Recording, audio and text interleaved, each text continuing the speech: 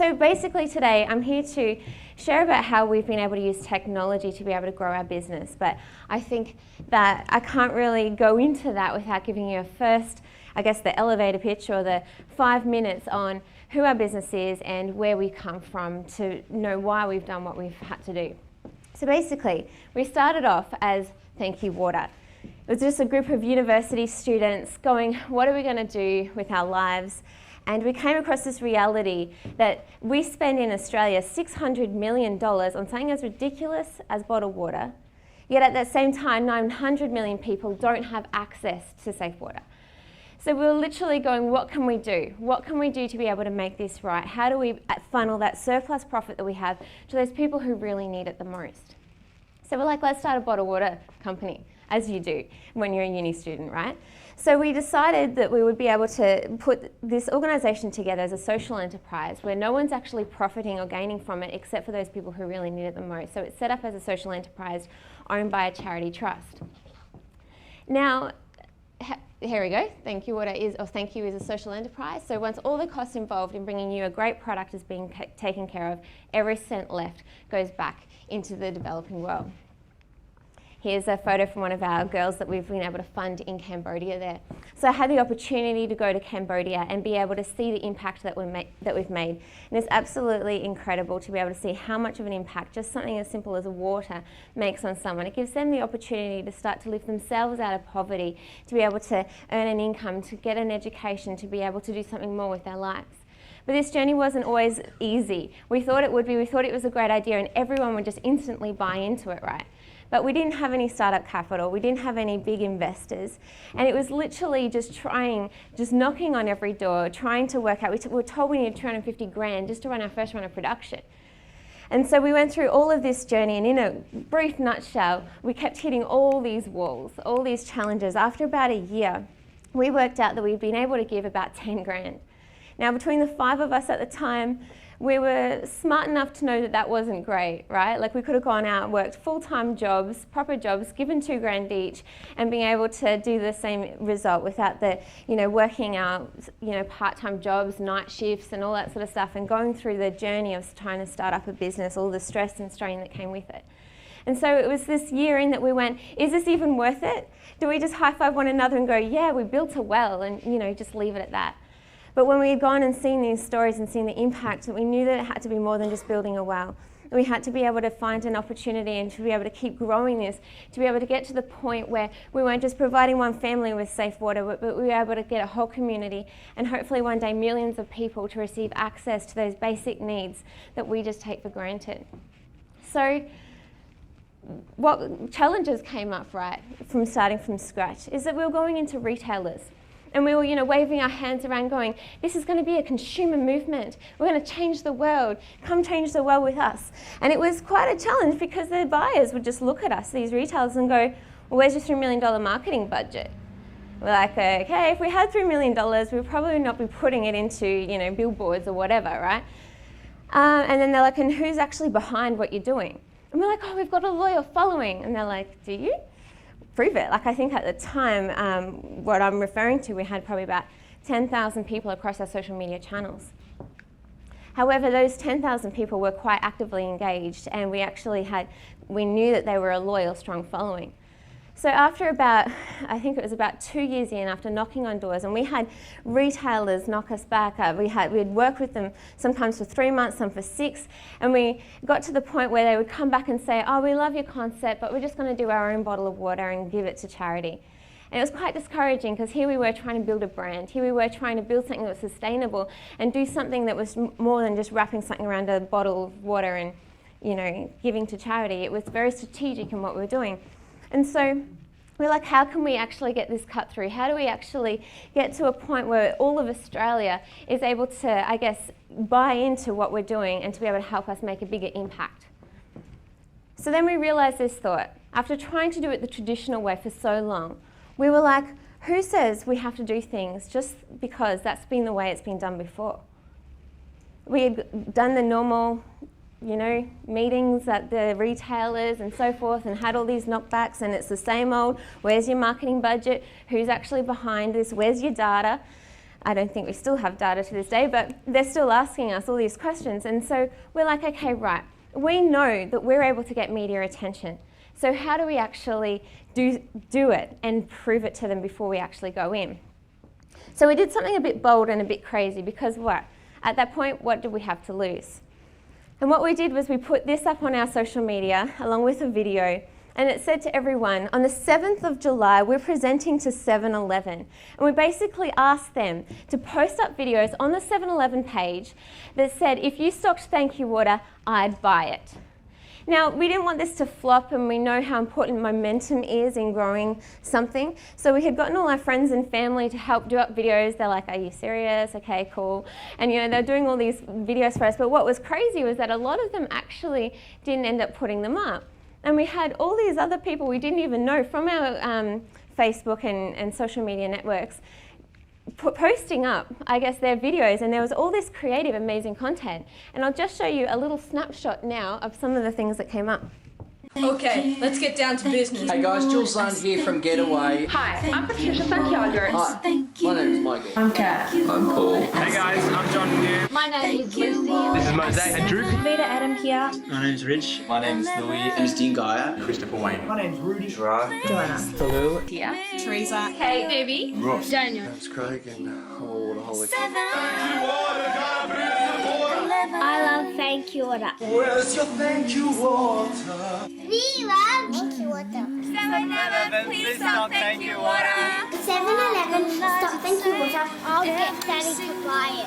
Thankyou water, Thankyou water. If you stocked it, I would buy it. I would definitely buy it. I'd buy it. I would buy it. I would definitely buy them. Everybody look to the left. Everybody look to the right. Can you see it? We'll pay for it tonight. 7-Eleven, thank you. 7-Eleven, stop Thankyou water. We buy it. We buy it. We will buy We want to see that humanity's on the right track. 7-Eleven, pushing us you on the corn track. 7-Eleven, stop Thankyou water. I wouldn't buy it like everything else. it. We'll buy it. We buy it. So the world would be a better place. I'd buy it. I buy it. I'll buy it. I'd buy it. I'd buy it. I'd buy it. Putting money into water Stop, thank you, water. for those who need it the most. So I guess we were quite taken back by the level of creativity that people rose to, and we didn't have a competition. No one was gaining anything from it. It was just that our community, I guess, believed in what we're doing and had the opportunity to be part of something bigger than themselves, and had that opportunity to be able to go, hey, I can help them get into 7-Eleven. We want to see that happen. And we had a few media from it. So Sunrise the next morning spoke about the campaign, and the project actually launched it that night. They were actually just doing a Power of Good story, and we told them about the campaign. They're like, oh, we can't talk about that because it's too controversial. But they did actually end up saying the 7-Eleven on the desk. Harry and Charlie were talking about it just amongst themselves, and we were like, yes, they said their brand name.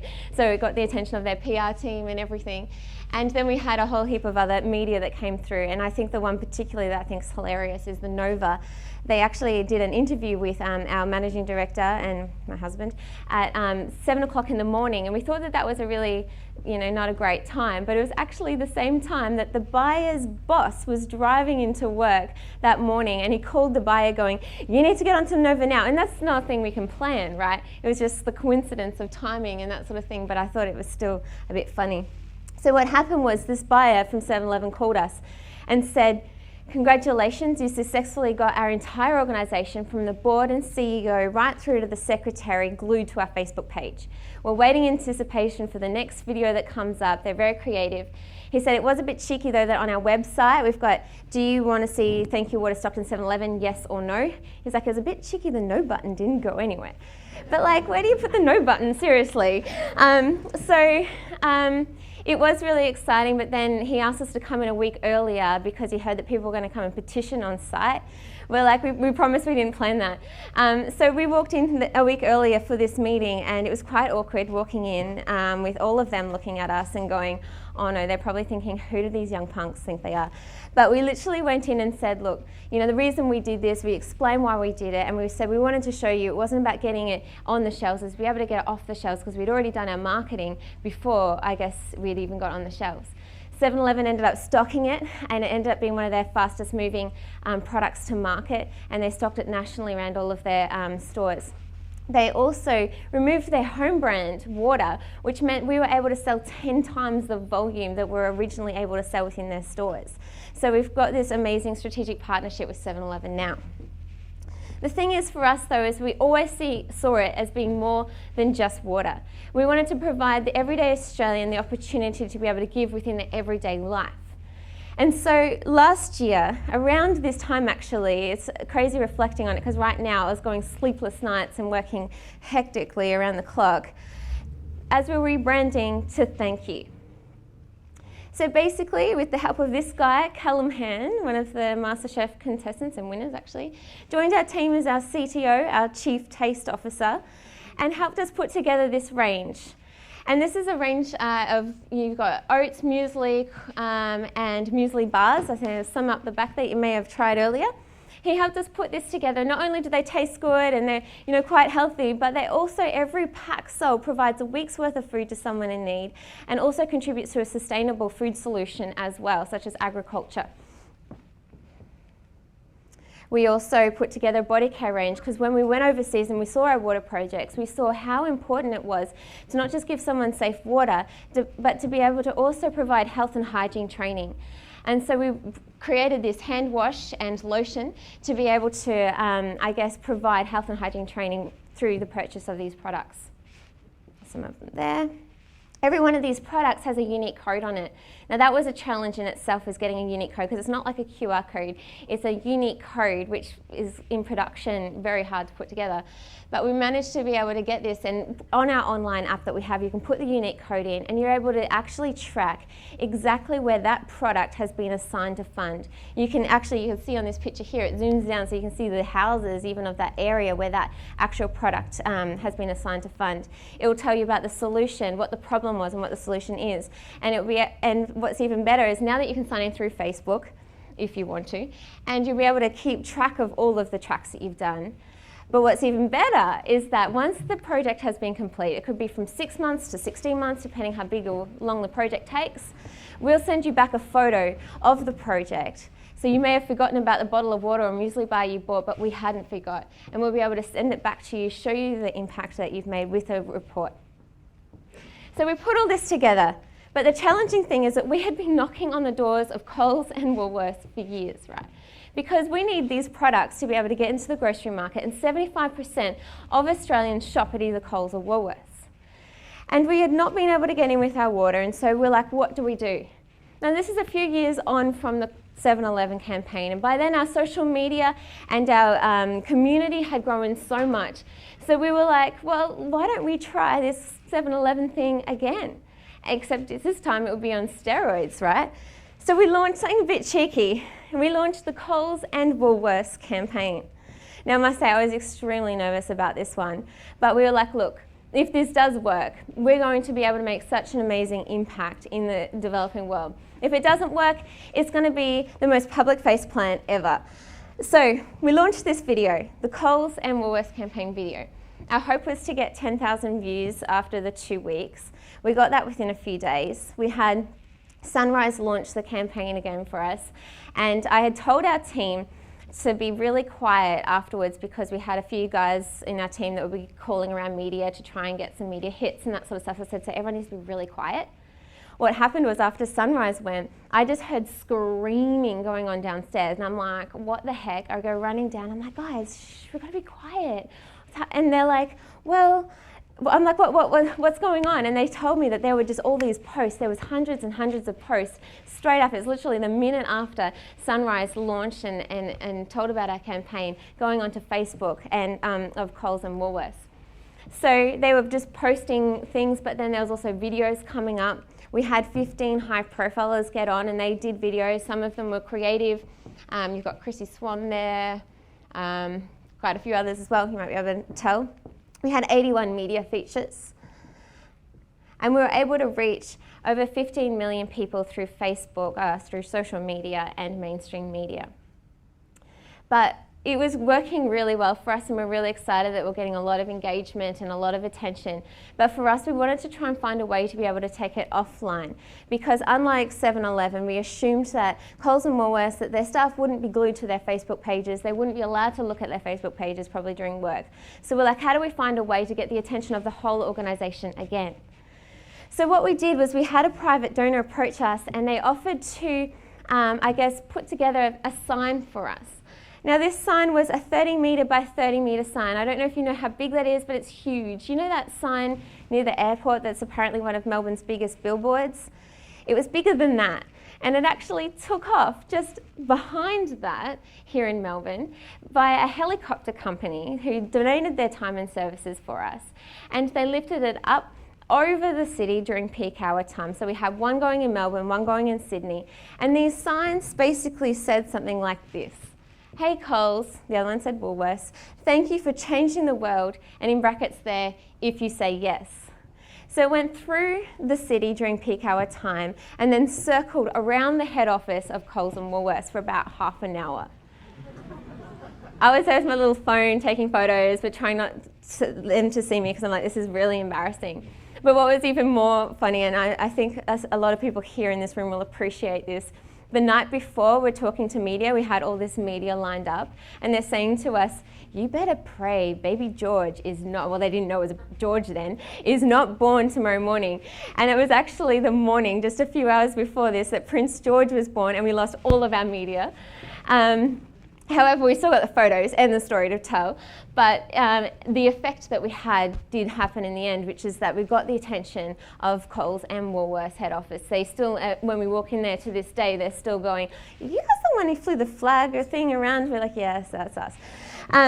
So we did this. There's Coles again, and there's the Woolworths one. And we went in and did the meeting, and same deal. We walked in there really awkwardly, like they're probably thinking, who do these young punks think they are?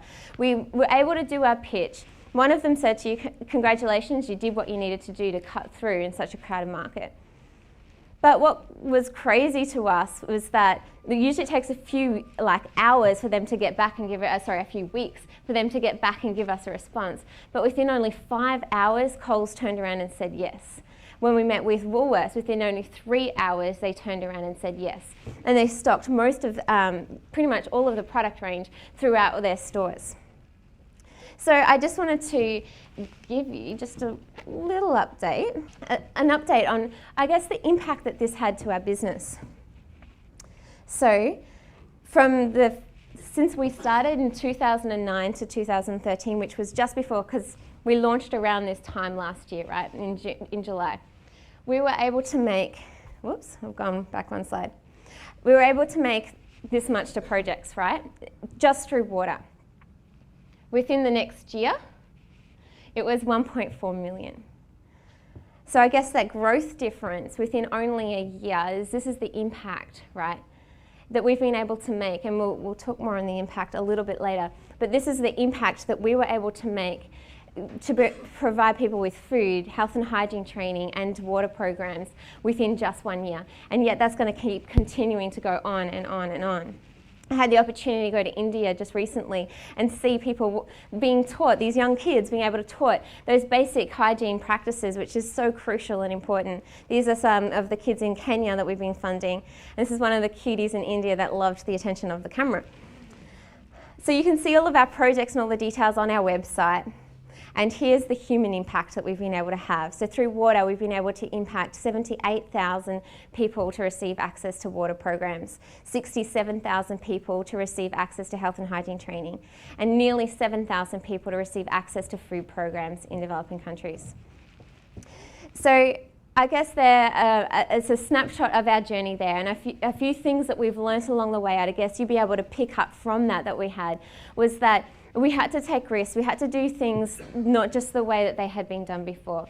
We had to sort of step out of the box. But I think that's something to note in this, that in order for our community to be so engaged, to be able to post up something and ask people to do something with no return, without a competition that they're trying to win, and them to be so engaged and to be able to get up and to do something awkward as well. They're taking videos of themselves, and a lot of people I'm sure found that really awkward. So to be able to take the time out to do that is we had to have a lot of buy-in for our community. They say that your team's your greatest pitch, right? And that is important and true, but also your community is like your second biggest pitch. And once we had our community on board, it was all these people that were able to then be able to, I guess, make the impact that we were able to make to the retailers and be able to stand up together and be able to say, we want to buy this, because they had that power, I guess, for that. So thank you for having me here today, and I think we're handing over to question time. Yeah, thank you very much.